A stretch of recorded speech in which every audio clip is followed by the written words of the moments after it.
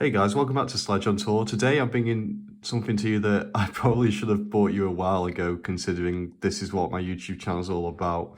So it's actually a tour of where I'm living, Tübingen. I know we did a tour of the flat, but this is like a tour of the things I've actually got around me, including the university, the old town, the castle, and so on. So in this video, I'm going to give you guys an insight to that. Unfortunately, can't go in most of the buildings. I mean, there's shops you can go in, but nobody wants to see me in New York or anything like that. But regarding the uni building, sorry, they're all shut, but I did manage to get up to the castle, managed to walk along the Neckar, which is the bridge in Tübingen, and so on. But yeah, I was going to show you guys this video with a voiceover over it, just so I can explain what you're actually seeing. So you've got the market square here. I mean, this is kind of one of the main places in Tübingen, so obviously this is where they have the market every... I don't even know what day it was, to be fair. I'm sorry, I'm completely lost. But yeah, this is a nice little spot.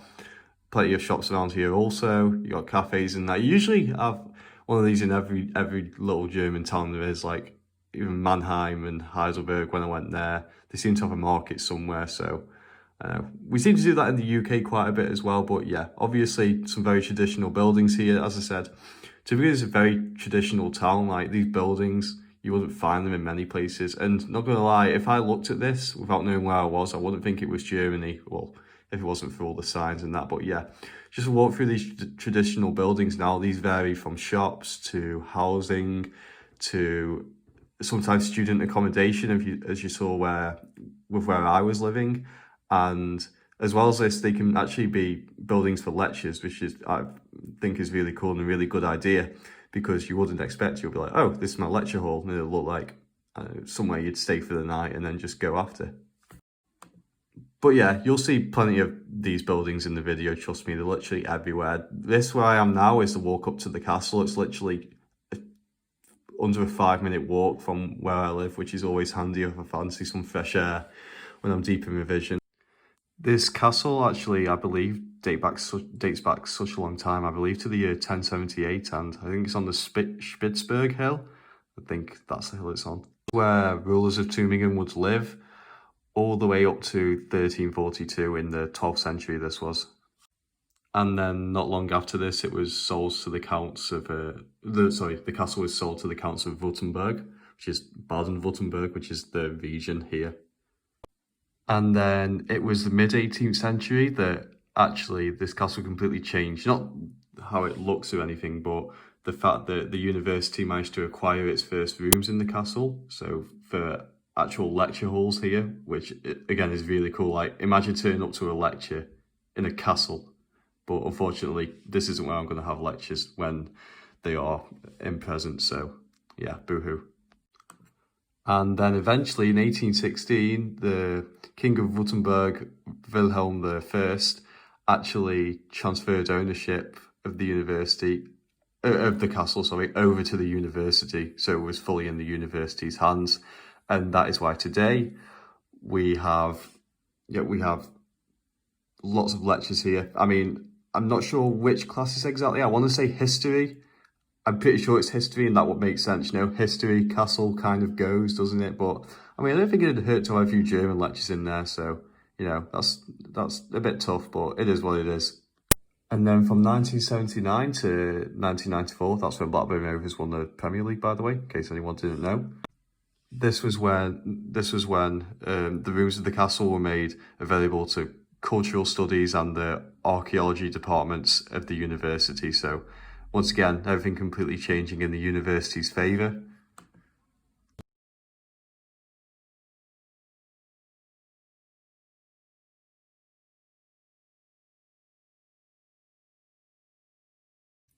And then this tunnel here leads all the way to the west wing of the castle. It's at the back of the courtyard. And here you can look down into the western castle moat, also known as rabbit holes. But that wasn't really that interesting. There's not much to see there. But yeah, as I said, it's pretty awesome up here. Like, the fact you can just go up here with your mates and chill, or just have a few drinks, like see the sunset, whatever you want.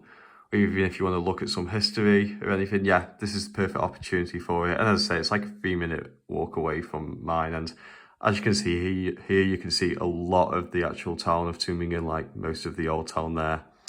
But yeah, that's pretty much the castle. So now we're going to get into something else. So once again, just walking through the old town, as you can see, the same traditional buildings here going on again.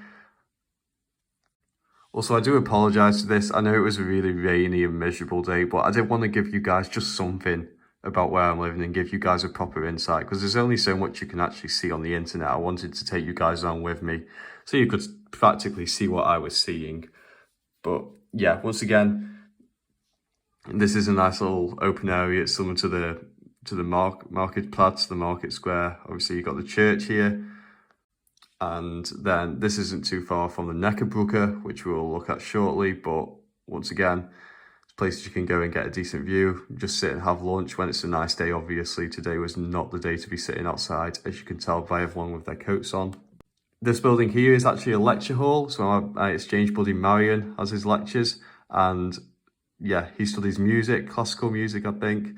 And yeah, I think he's doing his master. Yeah, he is doing his masters, but I'm not sure how long he's got left. But yeah, he loves it here. And then this is leading up to another viewpoint, as you can see. See the buildings again, the old town, and then over there you've got the Neckar and some of the more modern shops. So that part is a bit more modern. It's away from the old town. This is the street where you can get a kebab or something if you want, just in case anyone wanted to know. And then you've also got your coffee shops here and cafes, that kind of stuff. It's got everything here: chemist, supermarkets, just places to get a bite, places to get a drink. Yeah, it's pretty easy going. And then we move on to Wilhelmstrasse, the name of the street. There's a tattoo studio down here, which I'm sure I'll end up going to somehow. But this is on the way to some of the university buildings. As I said, there is no specific campus. The whole town is a campus. Like, you could just look at a building, it could be a lecture hall, you'd have no idea. So I can't really say this is the campus, because everything is the campus. But this is the Neue Aule, one of the main buildings. This is the building you'll see on the internet if you type in Eberhard Karls University Tübingen or University of Tübingen, I don't know. But yeah, this is one of the best buildings in my opinion. It's proper aesthetic from the outside. I need to stop using that word. I keep overusing it. I'm so sorry. And then you've got the buildings next to it, offices. This is the library over here, which is a lot more modern than the buildings we've already seen. Haven't been in there yet, just because I do all my studying from home. I will go in there at some point, but it's actually just been shut due to COVID. So, I mean, that's a bit peak. But it is what it is. Hopefully it'll be open again soon, and I'll give you guys a little tour of that, I guess. But yeah, didn't go inside today. It was open on this day, but I mean, do you guys really want to see a library? Let me know in the comments below if you do. And then these are some of the older lecture buildings. And yeah, on the way back, this is a street where you can get food like kebabs or haircuts. I know it's not a food, but that kind of stuff. So kebabs, haircuts, just little shops in general, little charity shops as well. And this is on the way down to the Neckar, which is a bridge in Tübingen. As you guys can see here, this is a lot more modern here. Like this is leading just out of the old town now. And yeah, here's a quick walk along the Neckar. Obviously, in the summer, in the summer we'd have Stockerkähne going along it, which are basically the boats that Tübingen has. It's like they have them in Cambridge as well. I believe it's called punting, but here you say Stockerkähne. And yeah, you'd have them going along, but due to COVID, can't do that, because usually you'd pay a driver, yeah. And yeah, but unfortunately not available. And then this with all the trees on is the Neckar, another nice view of the old town there. You'll see that image on Google a lot if you type in Tübingen. So you got the Neckar and the river, obviously. And yeah, we're going to get onto the Neckar in a minute, which I'll tell you guys a little bit about, because there is a little bit of history here. And the Neckar is basically a small island just off the Neckar. And this particular island was created between 1910 and 1911. As I said, it looks pretty depressing because, I mean, it's autumn, it's wet and it's cold, and I didn't really want to be out today, but had to get the content for the viewers, so here we are.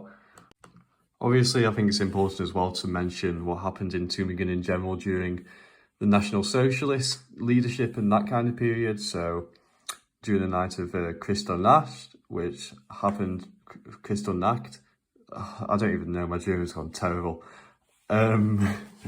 which happened all about Germany. There was a synagogue in Tübingen, and during the National Socialist period, this is actually burnt down. Not sure exactly where it was, but... And regarding the Second World War in general, the Tübingen was actually left pretty unscathed due to a peace initiative. I believe this was brought about by a doctor. And then, obviously, when Germany was split up, this part was occupied by the French, and I believe that is why there's a French quarter in Tübingen. So, yeah, this is like, this French quarter, it exists over the bridge, and yeah, it's just a part of Tübingen. It's not the whole of Tübingen. It looks like I almost dropped my phone there. And this all happened actually before Baden-Württemberg was an actual thing, like the region was an actual thing. Another thing here is the Silche Denkmal monument, which we are currently viewing. The Silche Denkmal, monument was actually dedicated to a local composer, and interesting to know is that this is one of the only statues that wasn't destroyed after World War II through the Nazi regime. Silche is best known for his folk music, I can't pronounce that word ever, and was actually a director at the local university. Silche spent the majority of his life in Swabia, and he was best known for his folk music. And some of the songs by Silche during the World War II were actually included in a songbook, which the German soldiers would take around with them, the ones who were actually fighting. And yeah, so these were heavily promoted in order to kind of control the masses and promote his music through the Nazi regime. The only part of this monument, there's a couple kissing, a soldier, and then a naked, heavily armed child. I had a look into this and I didn't find too much on it, but I assume it's something to do with the victims of the war in that kind of period. Well, obviously, we know it was during World War II. So maybe to represent the other side of things that were currently going on at the time, apart from Silche composing his music and getting it promoted through the Nazi regime. This is a pretty neat little tunnel just under the castle. It's not really used for much, just a public footpath and a cycle path, which I use every now and then. And there's also some buskers there, I think that's what it's called. So yeah. And now we are making our way back into the old town. So this is the other side. I've pretty much done the whole thing now with the old town here. Obviously I've missed a few parts, but I mean the buildings all look pretty similar, so nothing special about that. But now we are getting on the way back to my apartment, well, flat, which is pretty much bang in the middle of the old town. As I said, it's really convenient. So if you haven't watched my my flat tour video, I need to stop saying apartment, then if you haven't seen that video, then I recommend you go and watch it. But as I said, yeah, pretty depressing rainy day. It is during lockdown as well, so it would be a lot more lively usually if the sun was out and we weren't in a lockdown. But hey, as I said, I wanted to give you guys something just before I went back for Christmas, because I actually hadn't covered that much on Tübingen itself. So I hope you guys appreciate this. But yeah, as you can see, still quite a few people out. Non-essential shops were open at this point, but as I'm recording this video, Germany is in a hard lockdown now. Nonetheless, I hope all you guys enjoyed this video. I'm going to be bringing some stuff out from home over Christmas. And yeah, if I don't see you guys until then, have a great Christmas and I will see you in the next one.